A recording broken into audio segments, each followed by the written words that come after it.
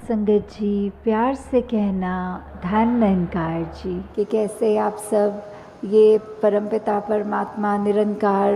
ये घट घट पे जो बसा है। अभी शब्द भी जैसे आया कि हर एक में हमने क्या देखना है कि ये निरंकार की जो अंश है, ये आत्मा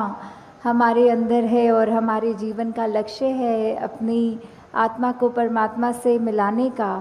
तो जहाँ कि हर एक को जब हम हर एक के अंदर वो नूर देखेंगे, ये निरंकार का ही अंश देखेंगे, तो फिर ही प्यार होगा। नहीं तो वो पॉसिबल नहीं हो पाता कि अगर हम जैसे यहाँ बैठे हैं, किसी का नाम तक भी नहीं जानते, या कोई और अभी कोई दूसरे देश में कोई बैठा होगा जिसको कभी ना मिले हैं ना मिलेंगे, तो कैसे पूरी सृष्टि से ही हम उस तरह प्यार कर सकें। तो वो केवल तभी हो सकता है जब हम ये रचनहार, ये परमात्मा निरंकार से ही प्यार करें। तो अपने आप वो हमारी आंखों के आगे ज्ञान उजाला जब हो जाता है तो सब कोई एक समान दिखता है, फिर वही प्यार आता है। और ये संतों ने भी युगों युगों से ऐसे ही बताया है कि अगर हम जी रहे हैं तो हमें नफ़रत नहीं करनी, प्यार करना है। और वो प्यार जैसे कबीर जी ने भी कहा है कि 2.5 अक्षर प्रेम के, तो वही बात कि हम अपने सिर्फ आप से तो पहले करें, उससे पहले इस निरंकार प्रभु परमात्मा को देखकर हर एक से वही प्यार एक्सटेंड करें, तभी हर चीज़ और प्यारी लगती है। कि अगर हम कुछ किसी से मिल रहे हैं और वो बिल्कुल एक अजनबी है, तो भी उसके लिए मन में पहली फीलिंग ही वो प्यार की आएगी, क्योंकि ये जो परमात्मा ने दिल बनाया है उसको आइडियली सिर्फ प्यार करने के लिए ही बनाया है। और जब वो प्यार दूसरी फीलिंग्स, नेगेटिविटीज़ में अगर हम ज़्यादा अपना रुझाव रखेंगे तो मन में पहले किसी को देखते ही वो चेहरे पे मुस्कुराहट की बजाय वो एक शिकन आता है। तो इसी में हमें ये देखना है कि किस तरह हम अपने आप में वो तब्दीली लाएं, ये ज्ञान प्राप्त करके एक वो अपने मन में ठहराव लाएं, ये प्यार और बढ़ाएं अपने दिल में, कि हर एक में ही फिर ये निरंकार का खुदा का अंश जब दिखे तो हर एक से ही उस तरह प्यार हो जाए। हाँ जी। अन के घट घट अंदर सबना दा सत्कार करन। तो फिर ये भाव प्यार के बाद आता है सत्कार का। जब हर एक में खुदा को देखा तो उसमें सत्कार कैसे करेंगे एक दूसरे का, जब हम जजमेंटल नहीं होंगे किसी के बारे में, उनको देखकर कि वो इस तरह के व्यक्ति हैं या इस तरह उनका एक आचरण है, तो वो अपना हमें अनुमान नहीं लगाना, अपने अनुमान के अनुसार अपने दिमाग में नहीं बिठाना कि ये ठीक इंसान है या ये गलत इंसान है। जब वो जिस दिन जजमेंट्स ख़त्म हो जाती हैं तो मन में फिर वो सत्कार की भावना एक आती है हर एक के प्रति, कि किस तरह हर कोई ये सत्कार का पात्र है, क्योंकि इतनी बड़ी दात ये निरंकार परमात्मा जिसके भी हिस्से में है और बाकी भी जो अभी अपरिचित हैं उस ब्रह्म ज्ञान से, तो हर एक में जब वो देखेंगे तो मन सिर्फ वो प्यार करेगा, सत्कार करेगा। और फिर हम हर एक को वो बेनिफिट ऑफ डाउट की जो बात आती है कि अगर किसी ने कुछ हमें गलत भी कर दिया, कोई किसी का कर्म हमें दुख पहुंचाता है, तो अपने उस व्यक्ति से गुस्सा ना करके सिर्फ एक ही भाव मन में अपने आप आएगा कि उस व्यक्ति की शायद कोई मजबूरी रही होगी, आज उसका हो सकता है दिन अच्छा ना रहा हो, कोई किसी ने कुछ उसको बुरा बोल दिया हो तो इसलिए उसका मन कड़वा हुआ है, इसलिए उसके बोल कड़वे निकले हैं। तो जब तक ये बात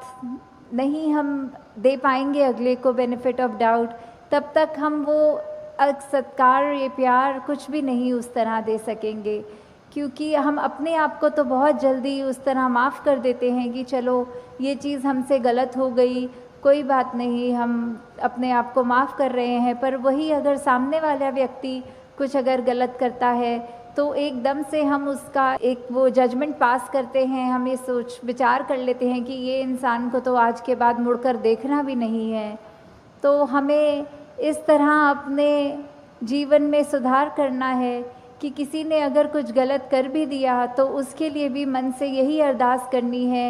कि दातार कृपा करके ये जो भी कमियां हैं हमारे अंदर, दूसरों के अंदर, वो दूर होती जाएं और ऐसे ही प्यार और सत्कार जग में बढ़ता चला जाए। हाँ जी। गुण गावण नित ऐसे एक दे, ऐसे दा दीदार करन। तो ये जो दीदार की बात होती है, किसका गुण गाना है, किसके दीदार करने हैं, तो वो ये परमपिता परमात्मा निरंकार, ये जो एक ऐसी सत्ता है जो शुरू से है, वो हमेशा से कायम दायम रहने वाली, कि कैसे हम जब तक वो एक निरंकार जो इस तरह से देखा जाए, अगर एक व्यक्ति दूसरे को देख रहा है तो उनकी आँखों के बीच में भी वो है, वो अपनी पलकों से भी नज़दीक है, जैसे बोलते हैं शारक से भी नज़दीक। तो इतना करीब होने के बाद जब वो अपनी आँखों से नहीं खुद देखा जाता, वो संतों का संग करने के बाद ही ये दात प्राप्त होती है, जो अपने लिए तो सुखदायी होती भी है और हमारे जीवन में वो ऐसा एक हमारा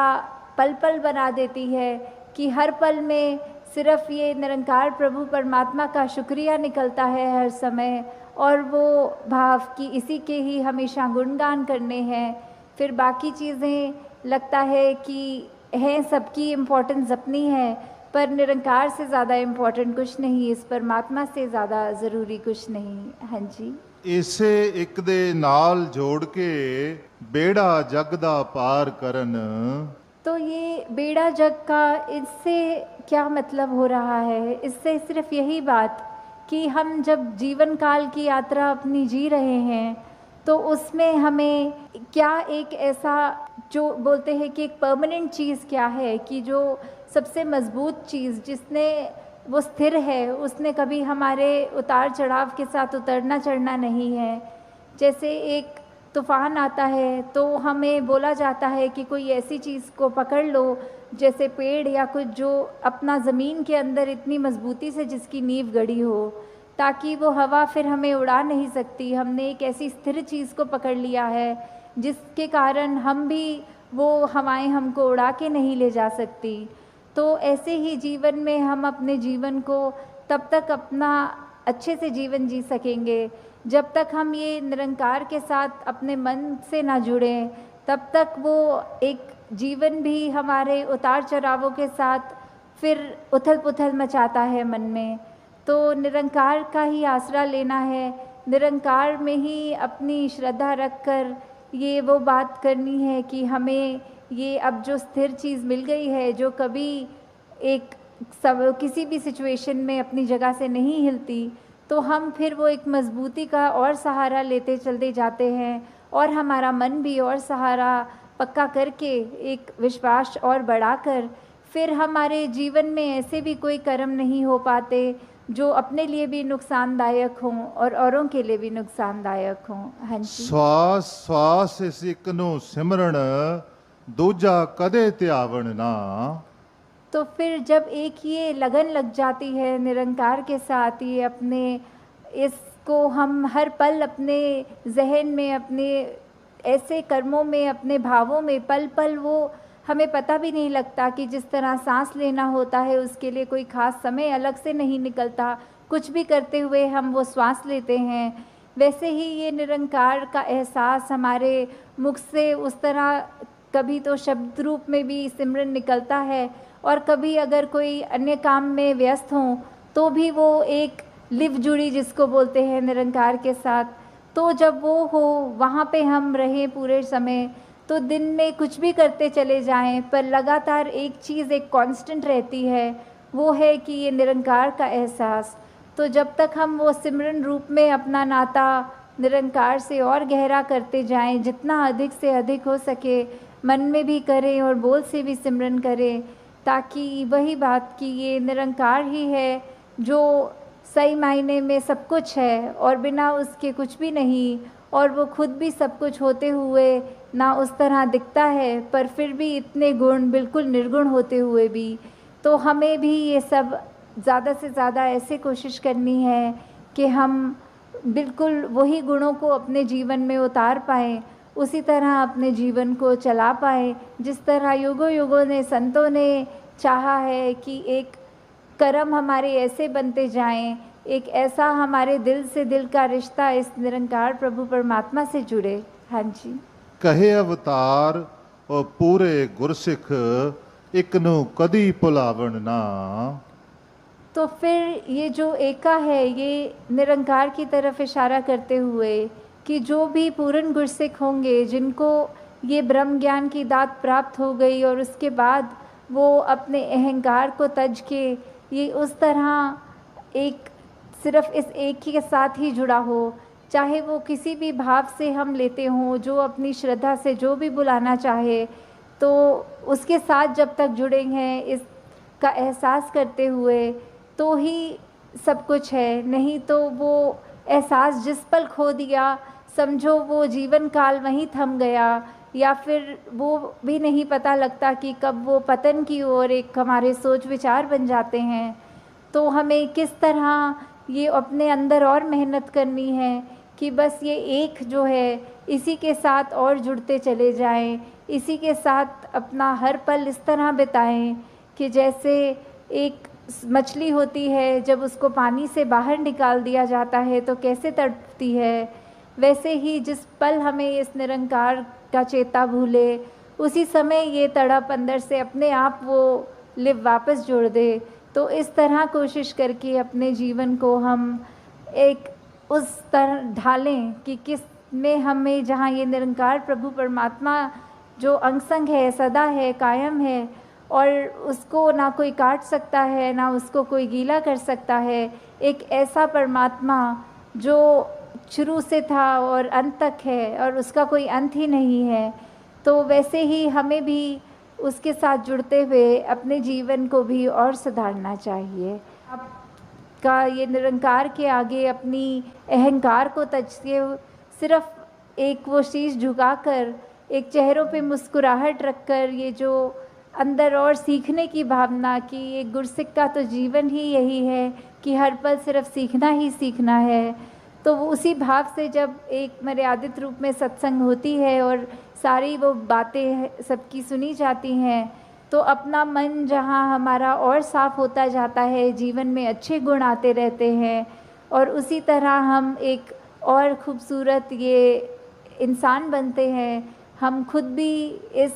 मिशन के साथ जब जुड़े हैं, तो ये निरंकारी मिशन का हम एक एक व्यक्ति, हम यहाँ एक एक महापुरुष अपने जीवन को उस तरह सुधार के रखें कि एक समाज में भी अगर कहीं जाएं तो सबके मन में यही लगे कि इस व्यक्ति के जैसे बनना है, इसके पास एक ऐसी दात है जो उसको एक हमेशा